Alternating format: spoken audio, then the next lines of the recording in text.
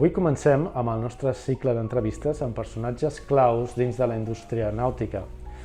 I no hem pensat millor manera de poder començar aquest cicle que amb l'anterior president del Clúster Nàutic de Barcelona, Antoni Tió. Toni, gràcies per estar aquí amb nosaltres avui. Moltes gràcies, Àlex. Soci fundador del clúster, sempre em vas ajudar molt. Gràcies, un plaer. Molt bé, Toni, doncs, si et sembla, comencem amb la nostra enquesta, amb la nostra programa de preguntes, i m'agradaria començar amb una pregunta relativament simple. Qui és Antoni Tió? Antoni Tió és una persona aparentment feliç, de l'any 49, un gran any, com el vi.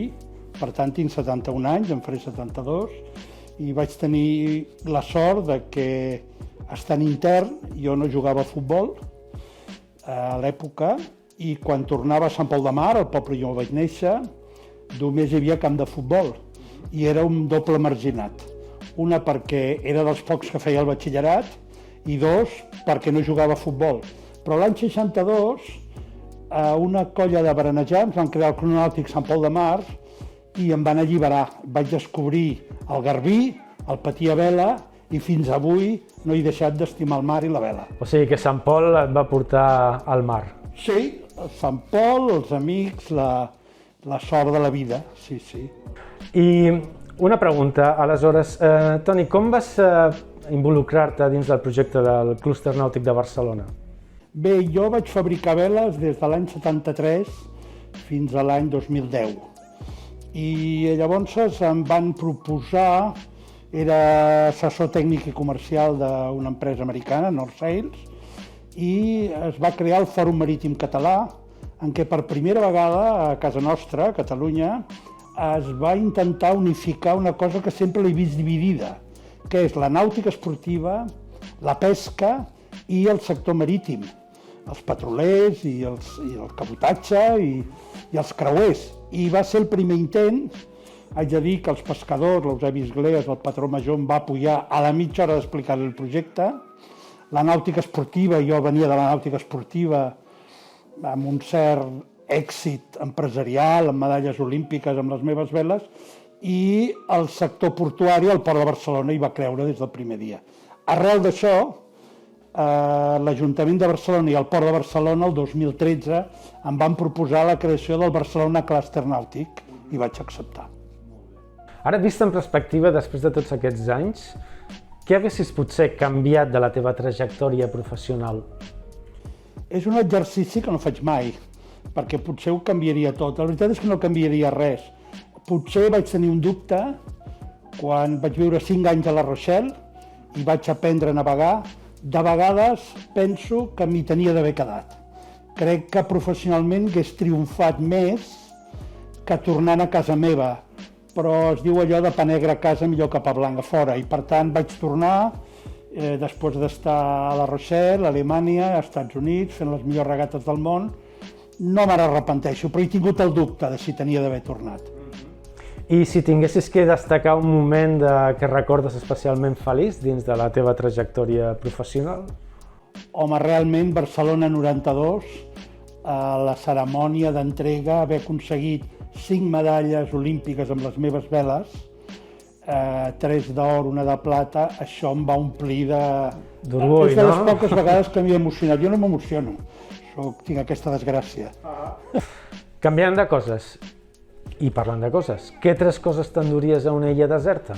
Bueno, la més important és la meva dona, que vaig conèixer l'any 73, que portem 45 anys de casats i 47 de relació, i el que no sé si ella voldria venir, li hauríem de preguntar, però jo me l'enduria. Molt bé. La segona...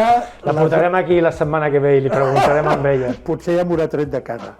La segona crec que seria la poesia del Salvador Espriu. Soc un enamorat com a persona del Maresme, la descripció que el Salvador Espriu fa del mar, del Maresme, del capvespre, de les rieres, etc. Us ho aconsello. I la tercera cosa, una cosa que no he practicat mai, m'enduria una taula de surf, perquè en una illa deserta crec que després de llegir l'Espriu m'agradaria lliscar onades. Molt bé, molt bé. Mai és tard per començar, eh? Molt bé. Com veus el futur de la indústria dels superiots aquí a Espanya, particularment a Catalunya? Molt bé. Tenim dues coses a favor. Una, empreses líders en el sector, no vull dir noms, però tothom sap de què em refereixo, que això ha creat, el clúster tenia 92 empreses capaces de donar servei amb excel·lència a qualsevol vaixell que vingui en aquesta drassana i aquesta marina i a les que tenim en el litoral català. I després tenim el regal de tenir les Balears a davant, que és un destí turístic de primera, la Costa Brava, i algun dia descobrirem el Delta de l'Ebre. Jo crec que el turisme nàutic a casa nostra ha d'apostar per captar aquesta indústria nàutica. I en un altre àmbit de coses, quins creus que són els passos que s'haurien de fer perquè tota aquesta indústria fos més sostenible des d'un punt de vista mediambiental? Això és un repte que ens hi hem de posar tots, el planeta no s'aguanta. Nosaltres hem fet passos amb el clúster, introduint l'economia blava fa 2 anys, i amb la UPC i amb el Tecnocampus, dues universitats i la Politècnica de Catalunya afiliades al clúster, juntament amb l'Abat Oliva, hem fet passes per exemple, s'ha creat una càtedra d'economia circular. Hem d'entendre què vol dir la circularització de l'economia en la nàutica, què fem amb els barcos quan se'ls acabi la vida, i és un procés que de l'any 25 a l'any 30, si no es culmina, les empreses tancaran. Ens ho hem d'agafar molt en sèrio. I tu què creus des de la perspectiva espanyola que Espanya pot envejar de la resta del món en l'àmbit de la nàutica? Què creus que podrien ser? Jo crec que dels països del nord, els nòrdics, França, Alemanya, és el tractament que fan del sector com un sector econòmic de valor afegit, molt important per donar feina a la gent de casa nostra. Crec que això no ho tenim. Són conscients de la importància? Són de la importància. Aquí la nàutica de vegades crec que treu vots i els poders polítics, que sol ser gent que no ha navegat de petit, no entenen el nostre món, ara que no ens senten. Hi ha molta gent que ens ajuda, però... I viceversa, què creus que la resta del món pot envejar de nosaltres? Espanya és probablement el país del món que organitza més bé els events nàutics.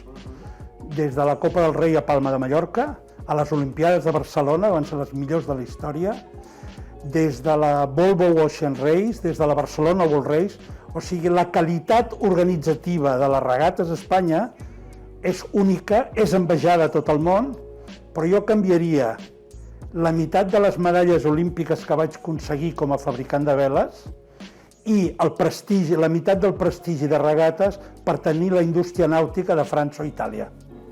Crec que la indústria és la que dona sentit a l'economia. L'altre, els serveis, van darrere. I, ja per acabar, Toni, quins són els teus plans a curt termini ara? Han tingut de molt bonic, que és avorrir-me fins al setembre. Crec que l'avorriment és quan en el Mediterrani, la dolce far niente, et dona idees genials per quin serà el meu pròxim desafiament.